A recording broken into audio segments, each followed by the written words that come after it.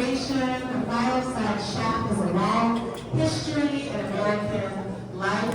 It's really to have candid conversations about the same things, right? So I'm looking forward to co-facilitating with my friend Quinn, and we're going to introduce Lynn to come on up and let's begin.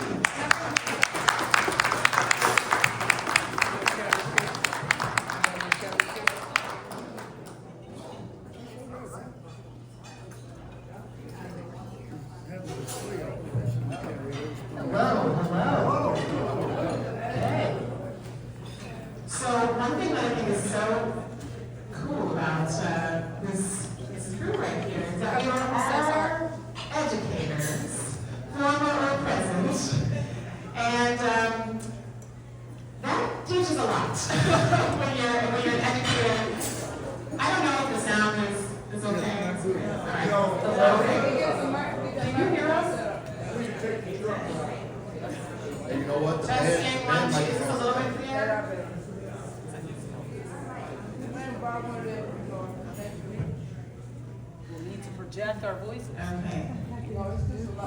It's the system.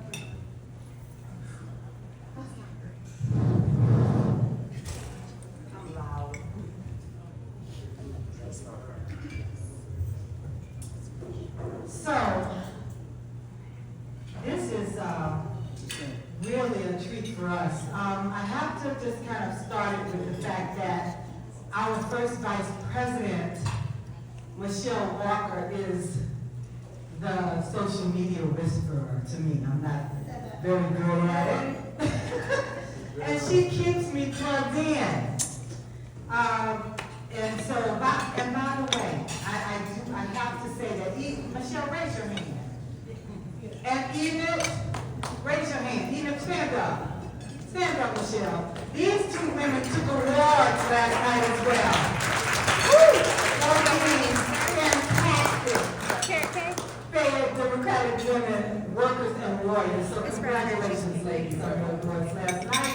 But Michelle said, Chandra, you have got to see this young woman. And I said, okay, well, she sent over to Instagram.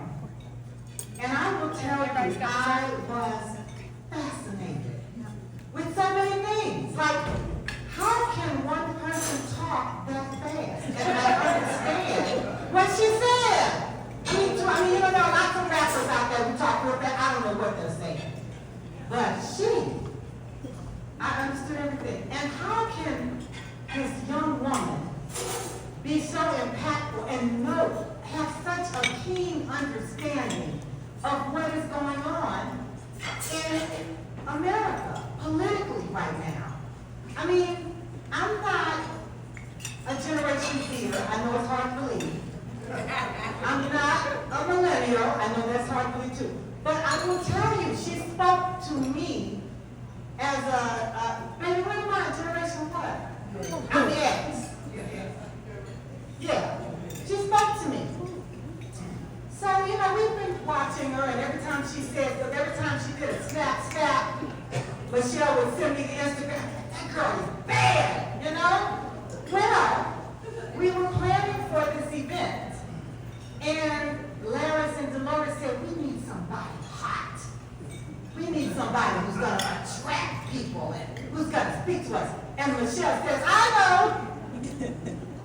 Lynette. And Larry says, okay, well, let's take a look. And I will tell you that Laris and Dolores fell in love with her instantly. They really did.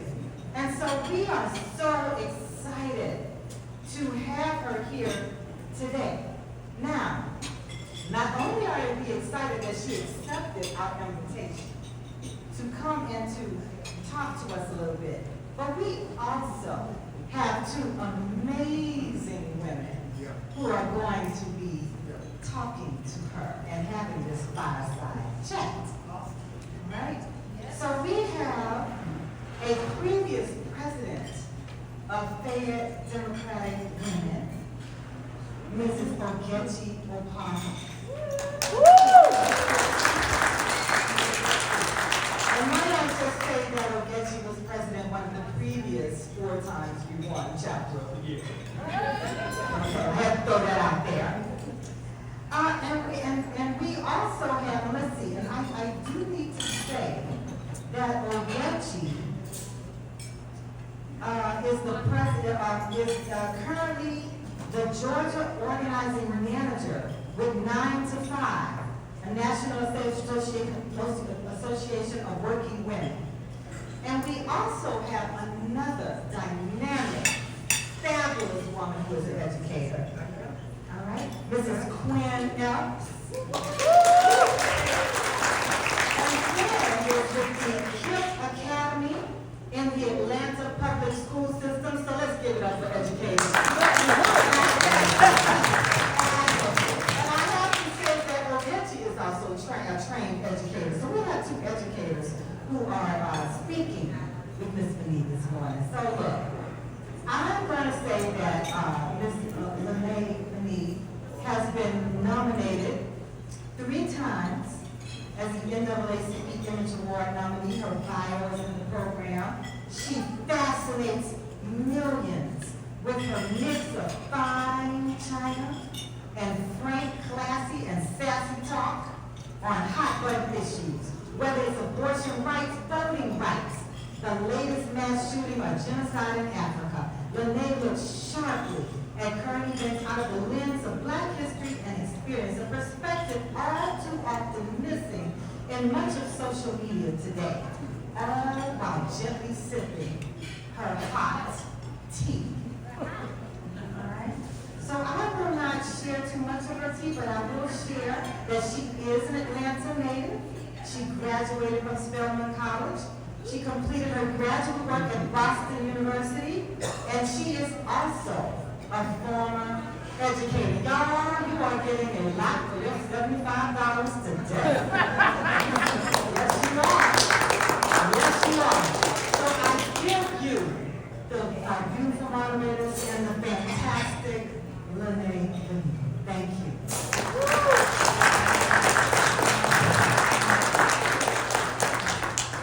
So how you feeling?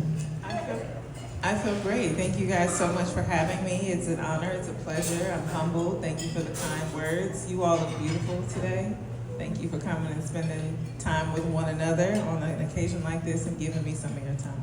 Beautiful.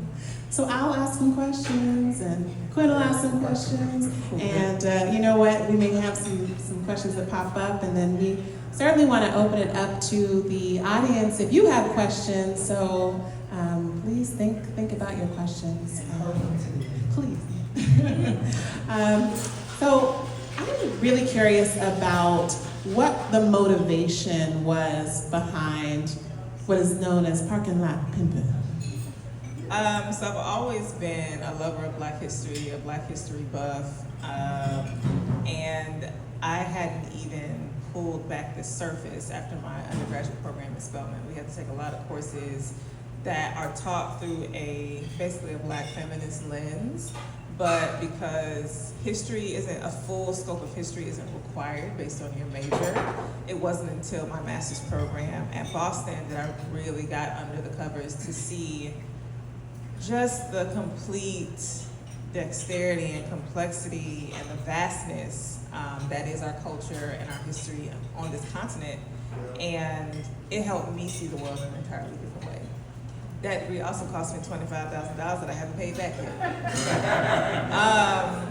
But with that said, it was a 1-year master's program, and that might sound cool, but I wouldn't suggest it for anybody. It was really rough to have to come up with a thesis fresh into such a rigorous program. And so I needed a break after that. I was advised to go get a doctorate degree. I was told I probably wouldn't be able to do anything, at least not anything that made me enough money to sustain myself with the master's in African American Studies. But I felt compelled to go share all of what I learned with soon-to-be high school graduates, so they could go into the world making decisions on their career path, what institutions they want to go to, with more understanding and clarity about their potential and capacity to change the world. And that was a beautiful experience because, you know, I had to get certified in history, given my degree, in order to teach. And so my core classes were U.S. history, And the electives is where I got to teach Black history. The electives is where I got to teach Black history. So I got 11th and 12th graders, 17, 18, 19-year-olds who were convinced that they knew everything they already need to know about Black history. And were upset that I was having them do actual work. But by the time they ended that class, they were so thankful and grateful, because when they told me they knew everything needed to go, I asked them, what does that mean? And they said, I know about Rosa Parks, I know about Martin Luther King, I know about slavery. And that was it. And that, it's laughable, but it also is sad when you think about how our children are being reared through school to think that's all they have to offer. And it's not to speak poorly on the era of slavery or the contributions of Rosa Parks, Dr. King, George Washington Carver, but we're not just facts on a sheet. We are movements. And so working with kids also let me know what's whack, what's not cool, what's not attention grabbing. And so I give all that context to say, I'd always been interested in educating more people and breaking down the paywall when it comes to Black history, because more often than not, you really only get that in-depth opportunity if you're able to get into one of these premier institutions or programs. And so I wanted to make sure it was accessible, and I just think with the devastation and tragedy that we were all required to sit in our homes and watch in 2020 is what became the catalyst for more people to want to even be interested. Because I think when we talk about Black history, people kind of view it the same way as maybe people talking about religion, like something being crammed down your throat or forced on you. And so I took all the different experiences I had, and it was intentional about the way that I communicated these things to grab people in and take them for a ride for the 3 minutes that I had them. Yeah. Thank you. We'll just share for the sound, if you don't mind. I don't mind. Okay. You said a lot there, a lot that resonates. As a former teacher, one of the things that was frustrating to me in the classroom was I was seeing this was a nexus where a number of different failures in social policy were happening. This is what it looked like when our kids didn't have enough to eat coming in. This is what it looks like when our teachers are underpaid, undercompensated. It's also what it looks like when, when we think about the curriculum as well, right? What is it to go beyond the classroom? And so, just a lot resonated there. I'm wondering about your other piece, which is art, your poetry background, your performance background. We also were both dancers. And how does that inform your performance too, right? Because that's something that you're doing when you are sharing. So I'd love to hear a little bit more about the relationship between your background in poetry and in performance, and how that informs what you do each day. Yeah, I think it just gives me a better opportunity to reach people, and like I said, reach that goal of captivating people with the work, because it's just, coming at it from a different approach. I always try to meet people where they are, and I think, honestly, Parking Lot Pimpin' is performance, because I have to weave the tale. I gotta take you through the ups and downs, the highs and lows, with inflection, with emotion. Those emotions are real, and the way that I speak in these videos is also very real. I didn't want to come from an erudite or academic place, because you often just lose a lot of people trying to get to the point so straightforwardly. So I wanted to feel like family. I also think that my performance background offered me a beautiful opportunity to just have a way with words that is unique, and I'm really grateful and humbled by that gift from God. So I just try to use my gifts wisely and be good stewards over them, and allow them to overlap where they need to reach the most people possible. Mm-hmm. So we're going to get to talking about who those people are that you're reaching in a little bit. But every week you're known for choosing a topic of the week. And so tell us about how you choose your topic, and what can we expect coming up next week, if we can have a preview. Well, so I started doing this by myself, by my lonesome, and I would scour the headlines. I would look at different media sources and not even just trusted journalist sites, but I would even go and look at the shade room to see what people are talking about, to once again make sure I'm reaching the audience that I want to reach by talking about things they care about and connecting them to things that provide more nuance and or constructive conversation to sometimes often problematic perspective and conversation. Now, what I do, because I do several things, I have a team. My best friend, she also has her master's in African American Studies, and her undergraduate degree was in English, so she helps me write. We recruited a young man who was in the same program as her, who has a background in journalism, and that just seemed to be a really like kismet alignment, because I'm so big on integrity and making sure I know what I'm talking about and that I'm pulling from unbiased sources, and I'm not dealing in misinformation, even if that misinformation would align with what I think should be the case. So it's just really important to me to maintain that middle ground and to have those two people flanking me, because I'm a creative. My undergraduate degree is in psychology. And that sentence might have been a little bit contradictory, but I was, as a creative, one of the things that's most important to me is understanding how people think and what influences behavior. And again, I think it's been an amalgamation of experiences that have allowed me to have the perspective that I do.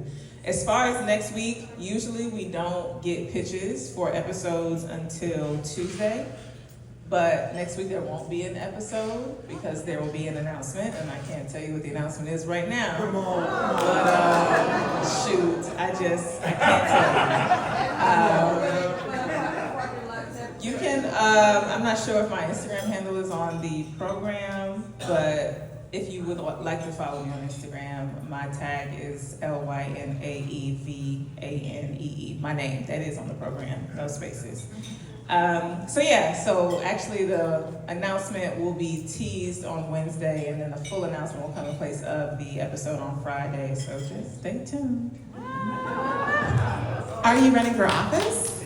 Okay. Ooh. I was just gonna say absolutely not. Okay, this is related to the next kind of question, which is about, you have said that there is activism in your messaging, but you don't consider yourself an activist. What would you say is the intersection between art and activism? Because I might disagree with you, but we have different opinions. But yeah, what would you say to that? What's your perspective on activism? I think when I said I wasn't an activist, that might have been a year and some change ago, and just coming from a place of understanding what my lane is and not purporting myself to be something that I'm not, or to take authority in spaces where other people should have that authority. So I work with people who do grassroots activism, I work with people who do organizing, I work with people who do policy, I work with people who have interest in running in office. And my lane is specifically, and I guess I do take a little bit of I do own a little of the activism in my work, and that's a lane that is strictly artivism and or edutainment. And so I'm well aware that what I do inspires other people to go and do their work, but I honor that that is what I'm supposed to be doing. And not even trying to toot a horn, I'm good at a lot of things. But something I would tell my students, because my students would ask me, Miss Bogues, did you know you always wanted to be a teacher? I said, I want to be a teacher right now. and they're like, oh, but you're so good at it. And something that I was sure to instill in them is that just because you are good at something doesn't mean that's something you're called to do. And more often than not, especially Black women, we're used to having to rise to the occasion wherever we're at. And so we're often good at a lot of things, and people often use the resources that are our skills and our talents, and we don't get a chance to feed and pour into ourselves. And so that's kind of just something, even if I didn't have the vocabulary for it back then when I was a 23, 24-year-old educator, I knew that I just had a calling to do and be something else. So I take that with me, because even now, well, hey, we want you to run for office. No, you don't. Like what? Why would you even think that? What makes you think that I'd be good at that job? And maybe I could, but that's not what the Lord is saying to me. Yeah. I want to piggyback on my question, sorry to jump in here, about you. You are a resource. I just want to give you your dues on talking about literacy, because right now you're filling in that void, and because of your background in education, I look at you as a bridge. You open the door for people who may not be willing looking for this information and you get them locked in, James, you know about the hook in education. Yeah. How do you feel your audience resonates with what you're talking about? You said, how do I think they resonate? How do you feel heard?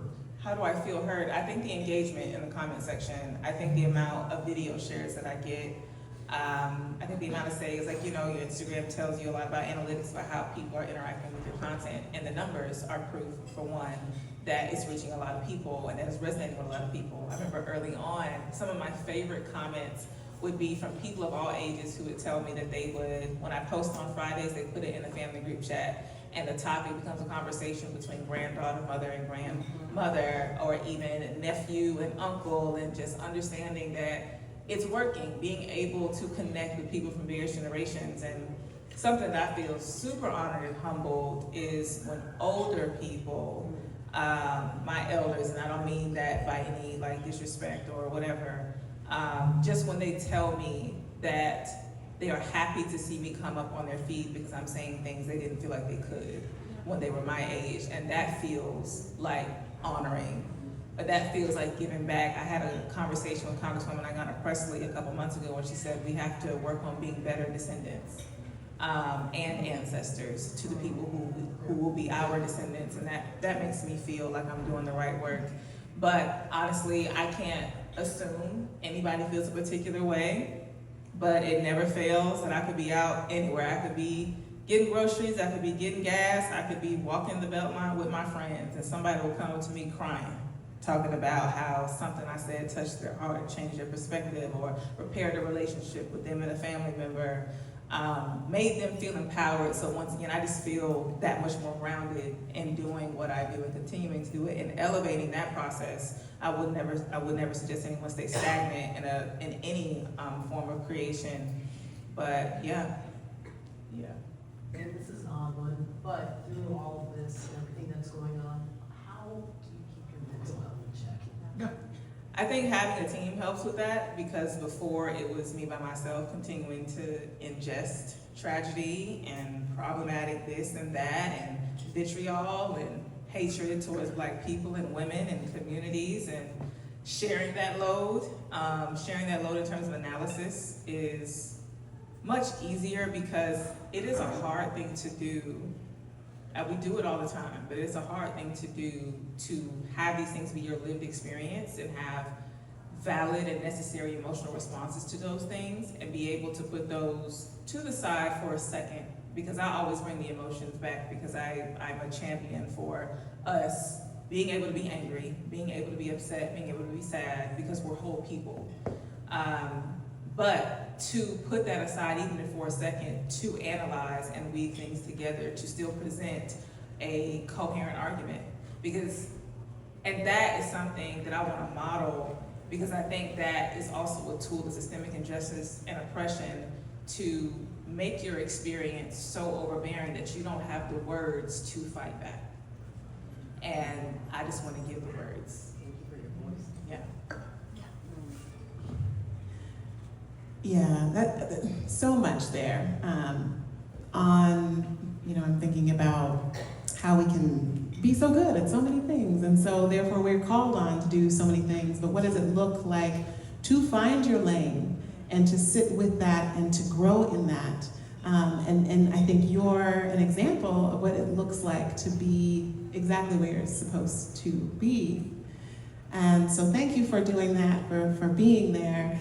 And I'm curious about what you would share with people in this audience, in this space, about the power we have in storytelling, in naming some things in a way that we can connect and activate people in our own spheres, in our own circles. What could you say about the power we have in storytelling?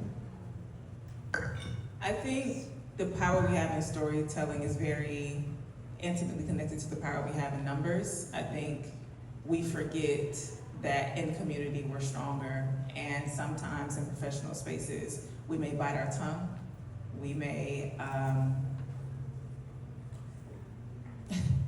we may either bite our tongue, we may either just leave this space altogether, and sometimes we may water down the thing that we wanted to say.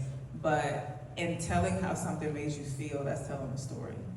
And that makes somebody else feel seen.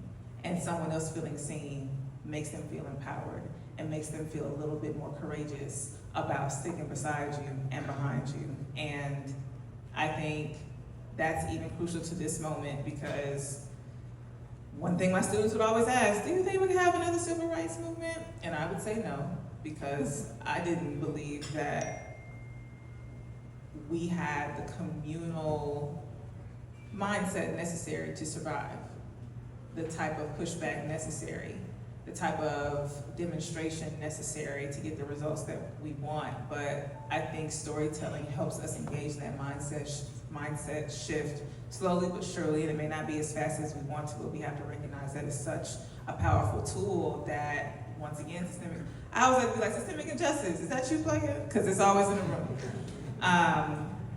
Yes, but it's work to make our lives feel like they're in silos and make us feel alone and make us feel like all we can focus on is making sure there are clothes on our back and on our kids, but we gotta get back to community, and storytelling helps with that. And I use that word because storytelling isn't just getting on the internet and finding some broader or larger concept outside of yourself to tell. It's your story. Like every part of Black history is somebody's story. Yeah. This is a perfect question. Okay.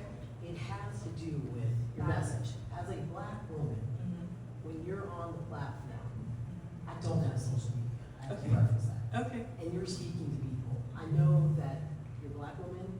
They obviously think she's going to talk about Black stuff. How do you put yourself out there to be inclusive? Because when you probably are speaking, you're talking to everybody. Like, how does that? Yeah, I mean, Black issues affect everybody. And Black issues aren't just Black issues. One of the first questions I would ask my students at the opening of a ethnic studies or Black history course is, okay, so what do you guys think? In order for Black people, these 17 and 16 and 18-year-olds, in order for Black people to progress, what do we do? Do we focus on the Black issues first? Do we focus on Black feminism? Do we figure out what's going on with Black queer folk? Never fails. Well, the Black issue, because that's for everybody. And I said, well, how do you put together a puzzle? You can't just slap everything on a board or a flat surface and automatically start seeing the picture. You've got to reaffirm the puzzle pieces that look like one another first, and then bring them together, and then coalesce them. And, Black people come in all different shapes and sizes, abilities, ways of life, and walks of life. And with that said, we can speak to everybody's trauma. We can speak to everybody's oppression, because oppression looks like oppression, no matter whose face is on it. So I didn't even set out making my content for other people. I made it for us. Other people just came because they could identify with things in it. Yeah. That's great, thank you. I want to talk about love for a moment.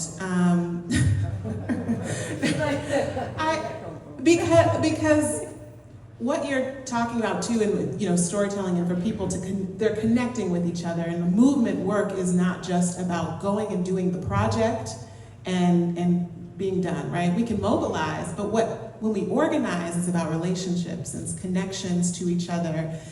And you mentioned too that, part of what oppression does is it makes you, isolation is a tool of oppression, right? And so I wonder about how we build relationships with one another across difference, but even just in our own neighborhoods, our own spaces. What does it look like to build the bonds that allow for movement work to sustain itself? Essentially, when you say, I don't think we can have another civil rights movement, what does that look like if we are moving in that direction? What does that look like for you? How do you connect with people outside of the internet? I know that's your work, but what does that look like? Well, I think my initial response years ago is that I don't think that we can. And I think the answer to your question is goes back to the point that I was making of making those efforts to be in community with others, like handing out those olive branches, reaching across the aisle, setting aside differences for the betterment of the whole of the group. So I think when we do things like have Juneteenth cookouts, or if you are so involved to want to have an August 5th celebration, if anybody knows what that day is. These are, I guess, more public displays of community, but it starts with a conscious decision for you every day to be in community with the people around you and let them know that you can lean on them and model that sort of behavior and make that the standard. And I think, a lot of the people in here come from Black families, and we know a lot of the different intricacies and what happens behind closed doors, and we don't go to therapy, and what we just gonna push under this rug. A lot of that has to stop too, so we feel protected by one another. So the standard changes for what is allowed and permissible. If we don't, it becomes so much more difficult for us to be in community if we feel as though somebody else's safety is gonna supersede ours. We gotta be on the same plane of accountability and care. So I just think, like I said, it is up to you as an individual to have that butterfly effect in your own personal circles. And I'm speaking from a Black experience, but hey, protect your peace. And even when you say connect with other people, I'm not a person who exposes myself to a lot of people in general, because again, people want so much from me, and they want me to, can you platform this idea? Can you talk about this? Or can you do this thing? So I just have to protect my own personal peace. So I'm not telling you to be in community with somebody that won't be in community with you. So you do have to be decisive, but it is still something that we have to be intentional about for the long run. Part of it. You said, when does it start? It's already started. Yeah. This is it. Yes. We're here now. What would you say that you're not trying? I know that's a weird question, but what do you want to keep yourself out of? When you said that, you're not an activist, or that's not what you're trying to be. I mean, you are by, association to the things that you do, but what are things that you don't want to be a part of that you don't think further a movement? That I don't think further the movement.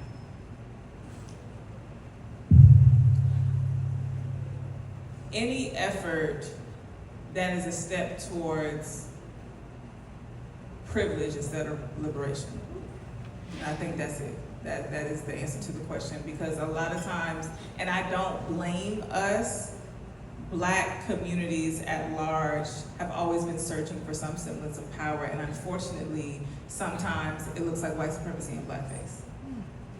Sometimes we look for someone else to be able to step on and oppress, and sometimes there are some of us who are a little bit more militant who do wish the roles were reversed. That's not my message. That's not anything that I want to be a part of. And I'm not about to, sorry. And what that looks like, I just have to be led and called to navigate those things, because I've been asked multiple times, can you do a sit down with Candace Owens? Why would I do that? Can you sit down with Dr. Umar? Why would I do that? I don't feel safe in either one of those spaces. So I just try again to be a model for the type of care we should be thinking about for our community at large, versus regurgitating ideas or rhetoric that would put anybody else down so that we can have a piece of the pie. Thank you so much. Sorry, my eyes just watering. Thank you for coming here today. We really appreciate it. We need somebody to champion. We see young persons like you who need that. Get as many people to get active, whatever you can say, especially since you have background, you have influence. They said that influence, and use that. Everybody's glad to be here. If there's any more that you want to say, if anybody has any questions, this would be the time to do so.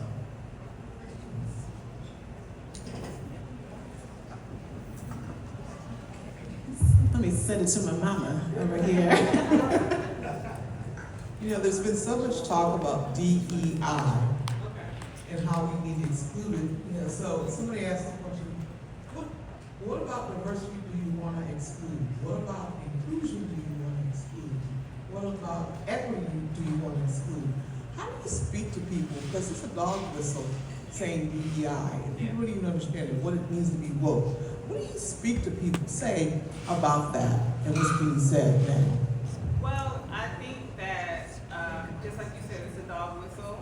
I think that the attack on DEI is just the newest effort on not wanting Black people in spaces, period. It is often talked about under the guise of wanting to bring America back to a meritocracy, when in fact DEI is what began to level the playing field and require America to be a meritocracy, because regardless of any program, affirmative action, equal opportunity, DEI, whatever, we've never been applied to a position that we weren't qualified for. We've never been hired for that. It quite literally doesn't work. We will quite literally have to be overqualified to do lesser work. So it just doesn't apply to us. And there's some conversations I don't have. I think I focus on the education of it, and that's what I put out on my platform as far as my videos and my content. But if I were to have a conversation with someone about what it means and what it does, a lot of people who are on the opposite side of it, they cannot be convinced otherwise, because they're committed to a lie. They're committed to disbelief. They're committed to an idea that this thing is wrong and it's a threat and affront to their American ideal. But what I will also say is I like to try to think of all sides of a thing.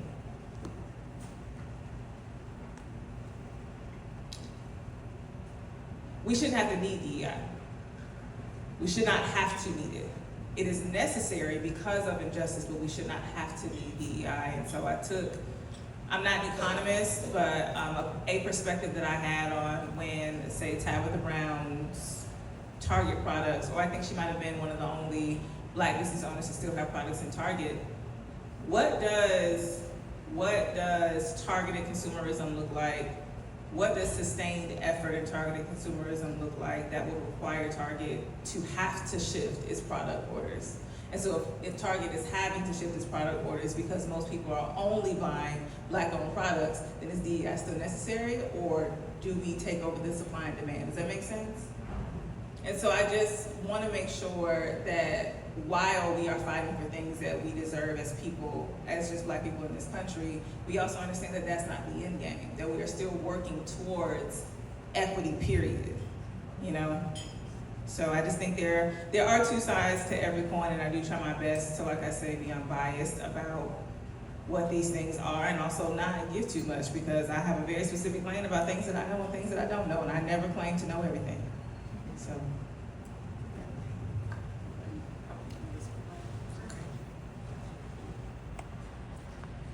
Good afternoon. What was the experience like when Madam Vice President Kamala Harris came? And are you going to put all of your episodes in a book so I can read them at night when I need to be cheered up? You know, I pitched the idea to put all my episodes in a book, and the agents were like, "Well, I think people want new content," and I was like, "I don't think you understand how many books would fly off shelves." But putting the transcripts in some sort of collection is a goal of mine. Yes. As far as when the vice president came first, it was a doozy for me and my team, because we were just a group of young Black creatives in Atlanta who got a call and said the vice president would like to come and be on your show. And we had to figure it out in a week. We had to figure out a script in a week. We had to sort of preemptively do the political dance in terms of what she would or would not speak on, what she could or could not say. We got a lot of rewrites.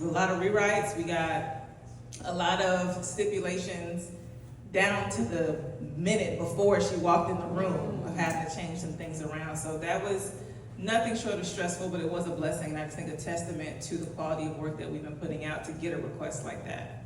Yeah. Thank you. Excuse my question is, there's a lot of talk in the community about the 92% who did what we needed to do, and those who decided to sit back and let the others step up, because we've done our part. How do you respond to people who take that stance to say, I'm sitting this one out, let the other people do their work, we've done enough? Well, as the saying goes, if you don't do politics, politics gonna do you. And I think what I advise them to do is, instead of just sitting back with your feet kicked up and your hands behind your head, channel your efforts into things that love you back. Because that's still resistance, that's still a form of activism, that's still a form of preserving community and helping your community, your fellow community members sustain in the fight. I needed a break. I needed 2 seconds after that, so I don't blame them. And there's a lot, there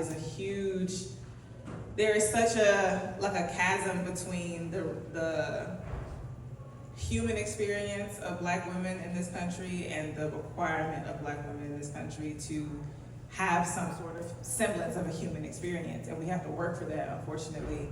So what I will say is, ain't none of these people fooling me no more in terms of their allyship. But because 52%. because they got what they asked for, Yes. and now those policies are affecting their way of life, Yes. now all of a sudden they're starting to experience oppression in a real way, when 6 months ago it was just reverse racism. Now they're being required to do a little bit more of something. And I was off of social media for Lent, so I wasn't even aware of a lot of the organizing that was going on. But from what I've seen, the whites have been gathering and protesting across the nation on several occasions. And I'm gonna let them do that, because something that I was really driving home last year in my efforts to help get the former vice president elected was to no longer put our bodies on the line. Like, not give them an excuse. Go to the voting ballot, like, they're gonna have to do some egregious things to take any more of us out. If I can help it, in terms of what I'm telling young people, do not put your body, do not make it easy. And those who are our actual allies will show up by putting their bodies in our stead. Yes, that's right. To that, just want to amplify this point of what is resistance. We need each of you whole. We need you happy. We need you healthy. Yes. And so everything that you can do to take care of that is essential, and it is also part of the resistance, so that you can pour from a full cup. And also, on letting people be the hero of their own story. If people are going to be out there and let them do that. There is something really beautiful about experiencing that, embodying that too. And I want to just end with, what are you hopeful for? What instills awe in you? What are you hopeful about? Whatever God is about to do. My pastor preached a sermon a few months ago, and it was about the thorn in Paul's side and how God saw that it was good. And he broke down the scripture and said, Paul asked God 3 times, and whatever else surrounded it. I don't remember everything, but he specifically used that Paul asking God 3 times to show, you're praying more. So there's a thorn in our side, and not just ours, in America's side. And it is requiring America to do different, to act different, to be different, to think different.